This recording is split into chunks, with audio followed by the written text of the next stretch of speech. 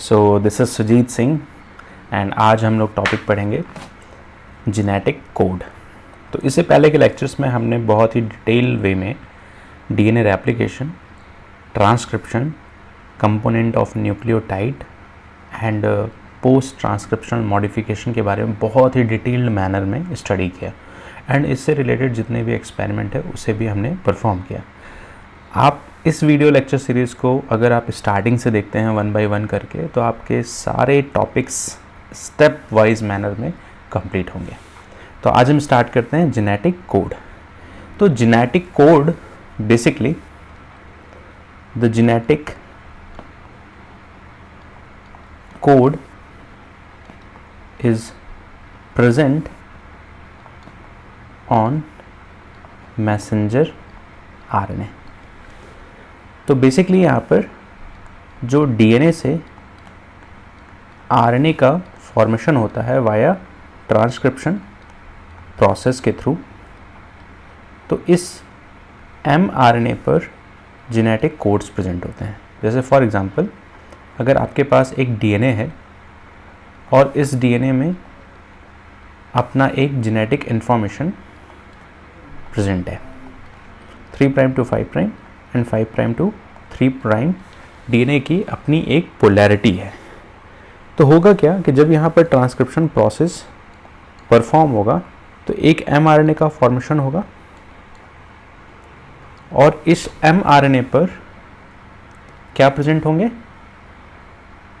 Nucleotide present होंगे और इसी न्यूक्लियोटाइड के अंदर क्या प्रेजेंट होगा, नाइट्रोजनस बेस प्रेजेंट होंगे।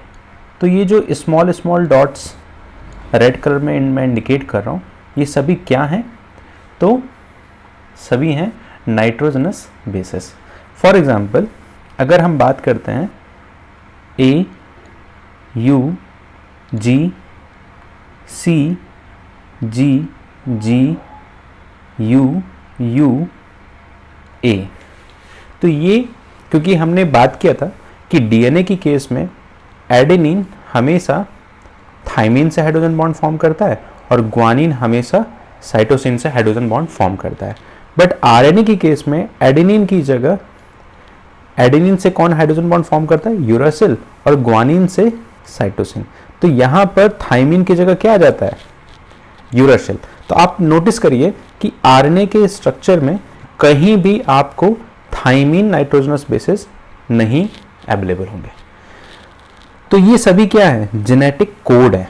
और ये जेनेटिक कोड कहाँ प्रेजेंट है, तो प्रेजेंट ऑन mRNA।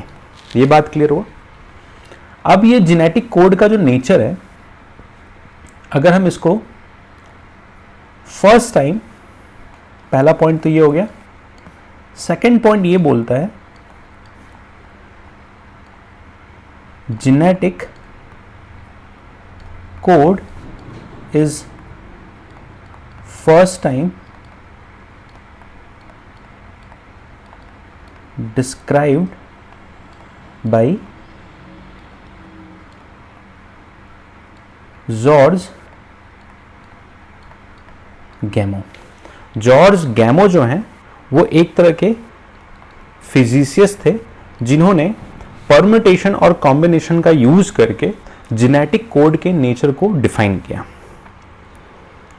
तो genetic code by the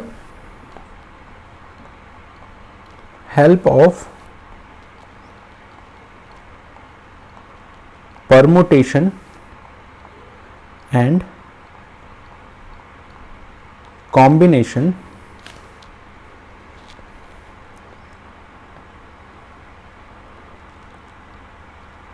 arrange the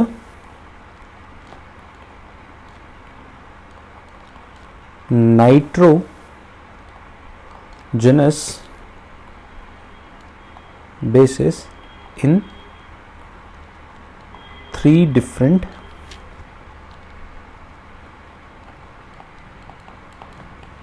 way. Because हमें मालूम है कि आरएनए की केस में नाइट्रोजनस बेस या तो एडेनिन प्रेजेंट है, या तो ग्वानिन प्रेजेंट है, या तो साइटोसिन प्रेजेंट है, या तो सेल नाइट्रोजनस बेसिस प्रेजेंट हैं। जैसे फॉर एग्जांपल डीएनए के केस में एडेनिन जो है वो थाइमिन से, उसी तरीके से आरएनए के केस में एडेनिन किससे पेयर कर रहा है, यूरासिल नाइट्रोजनस बेसिस से। तो आपको मालूम है कि यहां पर एडेनिन प्रेजेंट है, ग्वानिन प्रेजेंट है, साइटोसिन प्रेजेंट है और यूरासिल नाइट्रोजनस बेसिस प्रेजेंट है। तो ये 4 नाइट्रोजनस बेसिस प्रेजेंट है। अगर इन्हें हम परम्यूटेशन और कॉम्बिनेशन का यूज करके 4 की पावर 3 वे से अरेंज करें तो यहां पर total number of genetic code क्या निकलेंगे आपके सामने, 64। तो परम्यूटेशन कॉम्बिनेशन का यूज करके यहां पर total number of genetic code कितने हैं, तो आप याद रखना 64 है। और ये 64 genetic code 20 to 22 standard amino acids को क्या करते हैं, रिस्पॉन्सिबल है 20 to 22 स्टैंडर्ड अमाइनो एसिड को सिंथेसाइज करने के लिए। तो यहां पर एक चीज तो क्लियर हो गई कि परम्यूटेशन कॉम्बिनेशन का यूज करके जॉर्ज गैमो सर ने, जो फिजिसिस्ट हैं, वो इन नाइट्रोजनस बेसिस को 4 की पावर 3 का क्या किया है, इन्होंने अरेंजमेंट किया। तो एक बार मैं फिर से बता देता हूं,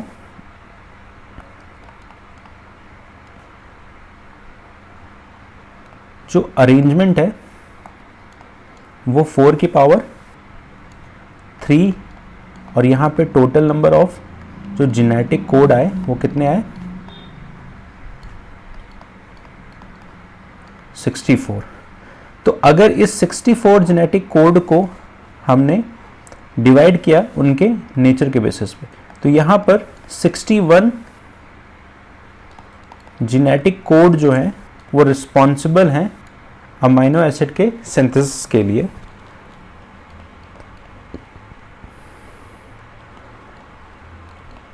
synthesis the amino acid. 3 genetic code ऐसे हैं जो कोई भी अमाइनो एसिड्स नहीं बनाते हैं। तो आप कह सकते हैं डज नॉट कोड या does not synthesize any amino acid. कोई मुझे बता सकता है कि इन जेनेटिक कोड का एग्जाम्पल कौन कौन से हैं, कि कौन से जेनेटिक कोड जो है वो अमाइनो एसिड्स नहीं फॉर्म करते हैं। तो इन्हीं के एग्जाम्पल क्या हैं, अगर मैं एग्जाम्पल की बात करूं कि कौन कौन से जेनेटिक कोड हैं, तो UAA, UAG एंड UGA क्या है, stop codon. It is an example of stop codon. ये बात तो क्लियर है सभी को। और इसके अलावा जितने भी जेनेटिक कोड हैं वो सभी क्या हैं, कोई ना कोई अमाइनो एसिड्स फॉर्म करते हैं। तो अगर मैं यहां पर कुछ यूनिक फीचर्स जेनेटिक कोड जो है, पहली चीज ये जेनेटिक कोड कहां प्रेजेंट है, तो पहला पॉइंट निकल के आता है प्रेजेंट ऑन mRNA। दूसरा पॉइंट ये है कि जो जेनेटिक कोड का नेचर है, जो जेनेटिक कोड का नेचर है वो कैसा है, ट्रिपलेट मैनर में है। मींस इसका मतलब ये हुआ कि जो जेनेटिक कोड है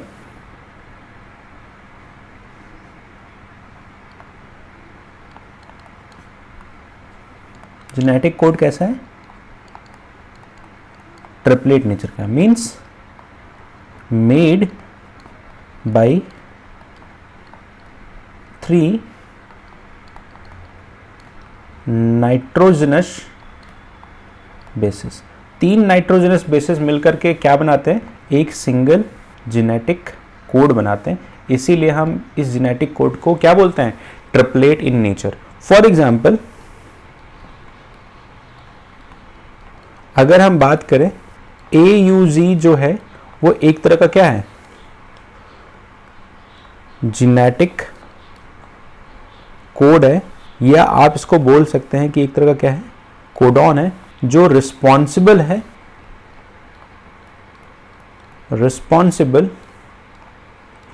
for the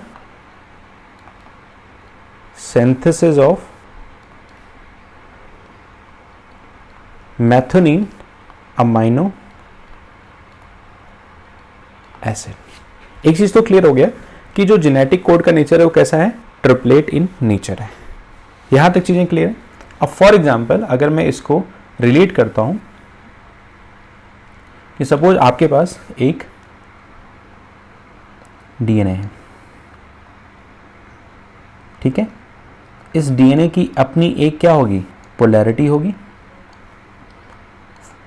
3 prime to 5 prime and 5 prime to 3 prime अपनी एक पोलैरिटी है।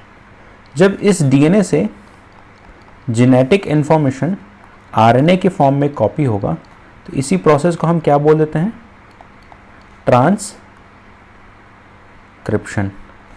और इस आरएनए का जो पोलैरिटी है 5 प्राइम टू 3 प्राइम की अपनी क्या है, पोलैरिटी है। और यहीं पर इस mRNA पर क्या प्रेजेंट है, डिफरेंट नाइट्रोजनस बेसिस प्रेजेंट है। और यही नाइट्रोजनस बेसिस 3 का सेट बना के क्या फॉर्म करेंगे, जेनेटिक कोड। ये बात तो क्लियर है सभी को। तो फॉर एग्जांपल अगर मैं बात करूं कि ये जेनेटिक कोड्स हैं, इसी तरीके से सभी डिफरेंट जेनेटिक कोड्स प्रेजेंट होंगे, ठीक है। जैसे हमने यहां पर एक एग्जांपल पढ़ा कि ऐसे जेनेटिक कोड जो कोई अमाइनो एसिड्स कोड नहीं करते हैं उनको हम क्या बोलते हैं, स्टॉप कोडॉन। और इसके एग्जांपल हमने क्या क्या पढ़े, UAA, UAG और UGA। ये क्या है, एक तरह के स्टॉप कोडॉन है। तो UGA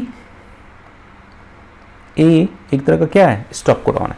तो अगर मैं यहां पर बात करता हूं कि 3 न्यूक्लियोटाइड के जो सेट्स हैं वो सभी क्या है, एक तरह के जेनेटिक कोड है। क्या है, जेनेटिक कोड है। जैसे लास्ट में ये एक स्टॉप कोडॉन है, स्टॉप कोडॉन। उसी तरीके से AUG क्या है, स्टार्ट कोडॉन है। ये बात क्लियर है। अब क्योंकि इसके बाद क्या चलेगा, ट्रांसलेशन प्रोसेस, और ट्रांसलेशन प्रोसेस में ये एक तरह का प्रोटीन बनाएगा। ये तो बात क्लियर है ना। तो जैसे हमने पढ़ा कि AUG एक तरह का इनिशिएटर कोडॉन है, तो सबसे पहले जो अमाइनो एसिड बनेगा वो क्या बनेगा, मैथोनिन। क्यों मैथोनिन बनेगा, क्योंकि पहला जेनेटिक कोड क्या है, AUG। दूसरा क्या बनेगा, फिनाइल एनानीन। क्यों बनेगा फिनाइल एनानीन, क्योंकि यहाँ पर जेनेटिक कोड क्या है, UU है। तो ये क्या बना आपके सामने, एक प्रोटीन बना। पहली चीज क्लियर हुई। अब दूसरी चीज आपको ये देखनी है कि हमने अभी तक यहां पर बात किया कि जो जेनेटिक कोड के फीचर्स हैं, पहला फीचर ये है कि ये ट्रिपलेट इन नेचर है। दूसरा जो जेनेटिक कोड है वो हमेशा आपको ध्यान रखना है कि कुछ जेनेटिक कोड, जैसे for example single amino acid is coded by more than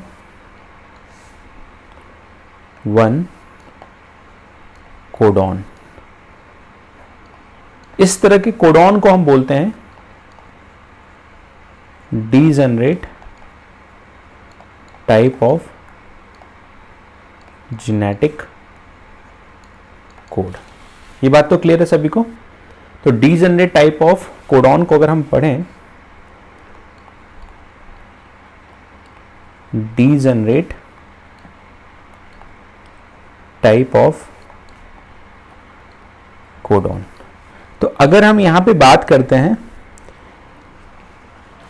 suppose अगर हम ल्यूसिन अमाइनो एसिड्स की बात करें, तो ल्यूसिन अमाइनो एसिड्स को कोड करने के लिए जो जेनेटिक कोड है, for example CUU, CUC, CUA, CUG, I think ये सभी जेनेटिक कोडॉन क्या बनाते हैं, कोड करते हैं किसको,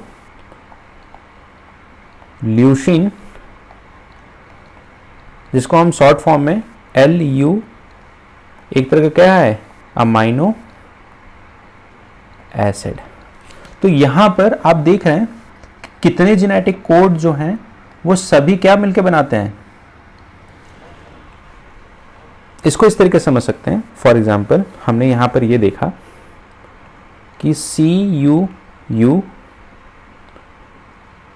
CUC, CUA, CUG जो है, ये सभी जेनेटिक कोड क्या बना रहे हैं, ल्यूसिन अमाइनो एसिड्स ही बना रहे हैं।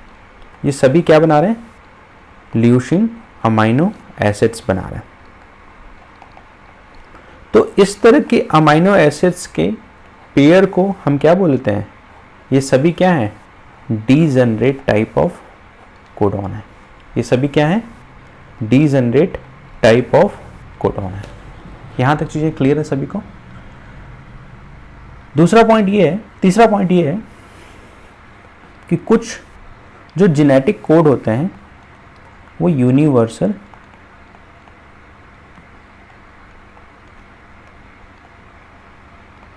जेनेटिक कोड है। जैसे फॉर एग्जांपल UU जो जेनेटिक कोड है, अगर ये जेनेटिक कोड बैक्टीरिया के अंदर प्रेजेंट है तो ये जेनेटिक कोड यहां पर भी क्या बना रहा है, फिनाइल एलानिन अमाइनो एसिड्स बना रहा है।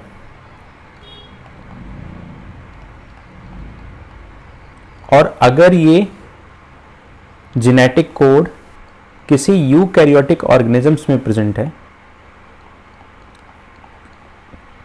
तो यहां पर भी ये क्या कोड कर रहा है, फिनाइल एलानिन अमाइनो एसिड्स ही बना रहा है। तो इस तरह के जेनेटिक कोड के नेचर को यहां पर भी क्या सिंथेसाइज कर रहा है, सिंथेसिस, या आप बोल सकते हैं code.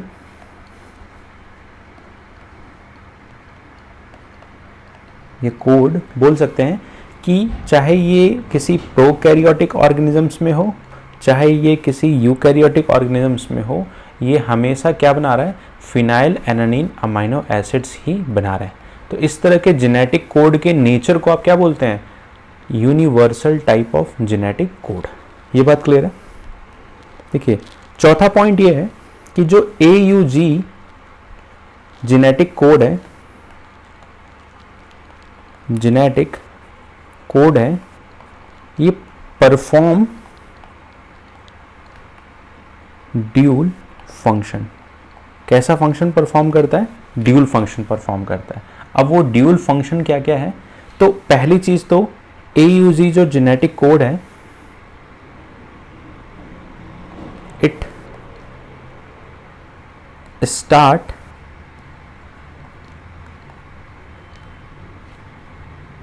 The translation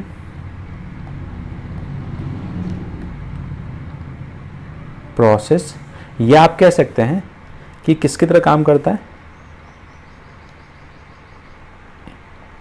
initiator codon की तरह काम करता है।